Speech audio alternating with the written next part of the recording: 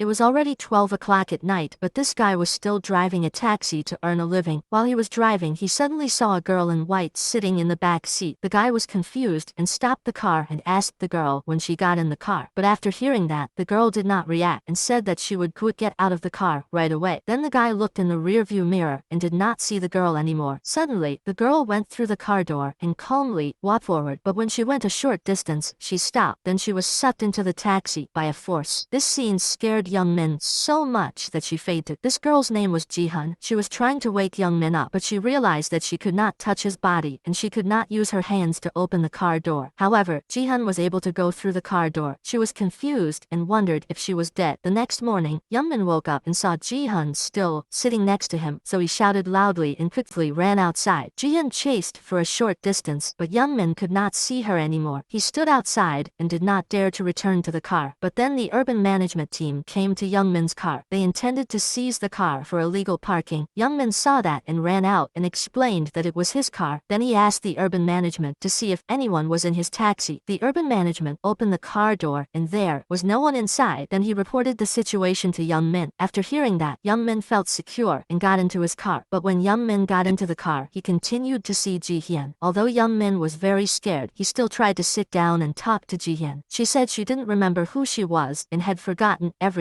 Ji-hyun asked Young Min if he knew her, but he immediately denied it because this was the first time he had seen her. Ji-hyun said that when Young Min passed out last night, she saw blood stains on the car seat, so she suspected that Young Min had killed her. Young Min then showed the girl the camera data in the car. The video showed that the female guests from last night had smeared makeup blood on the car seat. Young Min asked Ji-hyun to get out of the car immediately, but she said that she couldn't leave the car. Then she tried to go out to show Young Min. When Ji-hyun had just walked a short distance forward, she was blocked by an invisible wall. Then, Ji-hyun was sucked back into the taxi. She shouted angrily because she couldn't leave the car. Now Young Min realized that it was time to pick up a regular customer, so he drove to pick up his customer. When the customer got in the car, Ji-hyun was also sitting in the front seat. But when the car had just moved a short distance, the customer suddenly felt a severe stomachache. The customer immediately asked Young Min to stop the car. After the customer got off the car, he suddenly felt better. The customer said that there seemed to be something a bit scary in Young Min's car, which made him unable to stay in the car any longer. Then he apologized to Young Min and turned around and left. It was late at night, but Young Min still couldn't get any more customers. If this continued, where would he get the money to pay his debt? Ji-hyun asked Young Min if he had anything to prove that he couldn't get customers because of her. Young Min immediately turned on the meter and asked her to pay the taxi fare from now on, but she immediately listed the penalties for drivers who increased the taxi fare of customers. Then Ji-hyun wondered why she knew these laws by heart. Young Min said he would find her family and he would ask them to pay for his taxi. Then Young Min went to the police station. He used his drawing skills to draw a picture of Ji-hyun. He asked the police to help him find her family. Maybe she died in an accident or had some kind of illness. Ji-hyun ran to the mirror to look, but she didn't see her image in it. The policeman told Young Min that no girl who died recently looked like the girl he drew. Young Min was disappointed and walked away with Ji-hyun. At this time, the major crime squad was investigating a case. The female victim named Kam Ji-hyun was abandoned by someone on the street. She was discovered first by her biological father. On this side, Young Min drove home and continued to blame Ji-hyun for her being the reason he couldn't make any money today. If Young Min can't earn money to pay off his debt, he and his grandmother will have to live on the street, so he just hopes Ji-hyun will disappear so he can earn money. Then, Young Min angrily goes into the house and Ji-hyun wants to follow him, but she can't leave this taxi. When Ji-hyun reads the license plate, she feels that it is very familiar. Young Min enters the house and locks the door because he is afraid that Ji-hyun will follow him. When his grandmother asks why Young Min didn't come home last night, he hugs her and acts spoiled like a child. The next morning, when Young Min is sleeping, he feels blood falling from the roof onto his face. Then he sees Ji-hyun floating in the air, but it turns out that it was just a nightmare. His grandmother wakes Young Min up. Then she tells her grandson to take her to meet a friend. Grandma got out of the taxi and was about to sit in the front seat when Young Min stopped her and asked her to sit in the back seat because the front seat was dirty. Grandma got into the car but couldn't see Ji-hyun in the car. Young Min wanted to get another taxi for Grandma but was refused, so he had to take her to meet her friend. On the way, he carefully observed if Grandma showed any unusual signs. Ji-hyun begged Young Min not to park the car outside like last night. He should bring the car inside. Then she shouted loudly again, which distracted Young Min, so he lost control and crashed into a pile of trash on the road. Luckily, Grandma was fine, but but Young Min was very angry with Ji-hun, so he brought the car to see a shaman, hoping to sever Ji-hun's attachment to the car. The shaman kept sprinkling salt on the car, but Ji-hun only moved from one place to another. She couldn't leave the car. Then the shaman used a bell to exorcise the evil spirits from the car, but this only made Ji-hun feel a little deaf. Then Young Min received a call from a client. This client was a doctor. Young Min drove away and told Ji-hun that this client was very important, so he couldn't refuse because of her. Young Min drove to a bus stop to pick up Dr. Gyujin. Ji-hun tried to observe the doctor's expression, and she was very happy because he didn't have any unusual expressions. When Gyujin was taken to the hospital, he started treating a patient who had just been brought to the emergency room. Young Min immediately remembered that his mother had been given first aid by Gyujin before, so Young Min went to the hospital and asked his friend Soji, who was working as a nurse there, for a favor. He asked her to call Dr. Gyujin to help him. Young Min gave Gyujin some juice and said he was very grateful to Gyujin. Ji-hun saw this scene from afar. She wondered what kind of relationship these two had, but because Ji-hun had gone past the allowed distance, she was sucked back into the taxi. Young Min drove home that evening, and he thought about whether he should park his car there. Ji-hun said she was very scared of the empty lot last night, so she begged him to park his car here tonight. Young Min asked her not to go into the neat house and hurt him grandmother. Then he went into the house alone. That evening, Young Min posted a story about a ghost appearing in his taxi on a social networking site. He asked if there was any way to get rid of this ghost, but no one believed Young Min's story. Then someone commented that Young Min's car could be a ghost door and that more ghosts would appear. This commenter's nickname was Young Master Hua. The next morning, Young Min continued to take Ji-hun to find a customer. Young Min saw a man waving for a taxi, so he stopped the car and asked if the customer wanted to get in. This man named Chung was very surprised. Then he went through the car door to get in the car. It turned out that Young Min had met another ghost. Young Min was very angry when his taxi was a gathering place for ghosts. The two ghosts were now fighting over who would be the one. Young Min would help fulfill his wish first. Young Min had no choice but to take both ghosts to work with him. Then a man called for a taxi, so Young Min stopped to let him get in the car. But when the man opened the car door, he suddenly felt a severe pain in his neck, so he refused to get in the taxi. This made Young Min just helplessly watch him. Young Min returned home and saw the two ghosts outside still arguing. He took out his mother's photo and wondered why he couldn't meet his mother, but met those two useless ghosts. The next morning, Young Min drove to the taxi company. Ji-hun and Chung followed him. They asked Young Min to help him fulfill his wish, but Young Min still ignored both ghosts. Suddenly, a young man named Kang Sok called Ji-hun back. It turned out that he was also a ghost, so he asked her to help him get the gold in the car. Because Kang Sok's daughter was sick, he planned to sell the gold to cure her illness, but got into an accident. His wife didn't know, so she sold the car here. Ji-hun immediately called out to Young Min and said there was gold in this car. Young Min searched the car and found a bag of gold inside. Then everyone went to the hospital where Kang Sok's daughter was being treated. The girl gave the bag of gold to her mother and said that an uncle gave it to her. He said that it was from her father to her mother. The mother was very surprised when she saw the amount of gold in the bag. Kang Sok burst into tears and bowed to thank everyone. Then he disappeared because he had fulfilled his wish. Kang Sok's daughter went to give Young Min a gold ring and said that her father said that this was Young Min's share. Then Young Min told Ji-hun that he would now sell taxis to pay off his debt. When Chung heard that Young Min needed 20 million won, he immediately said that he would pay that amount to Young Min. Chung said that he worked in the VIP ward at Daehan Hospital, which was a place to treat noble patients. At this time, Ji-hun thought of a good idea. She told Young Min to call this taxi a ghost taxi that transports ghosts. She would lure many ghosts into the car, and Young Min would help them fulfill their wishes. Then he will receive a lot of money as thanks from those ghosts. Young Min thought about the gold ring earlier, so he agreed to open a ghost taxi service. A moment after Young Min got out of the car, Chung admitted to Ji-hun that he had lied. He died from a work accident. Chung had an unfulfilled wish, so he could not leave. Ji-hun also said that she could not let Young Min sell this car because he was the only one who could help her right now. At this time, Young Min was in the bathroom. He began to imagine the prospect of earning a lot of money from the ghost taxi service. Then, he would pay off all the bank debt. From then on, he and his grandmother could live happily together. A moment after Young Min happily got out of the taxi, Chung confessed that he had lied. Chung had only been married for a month when he died. He had saved a gold bar to build a bathtub for his wife. Young Min angrily asked Chung if he knew that he and his grandmother were about to be kicked out onto the street. Chung is really a scammer. At this time, Chung's wife named Soo-jeon also came home, but Young Min decided not to help him. Young Min got into a taxi and drove home angrily. He called Ji-hun a scammer. Then he angrily went upstairs. Ji-hun also flew up and convinced him to help Chung. He really had a gold bar. If Young Min Min helped Chung fix the house, he might earn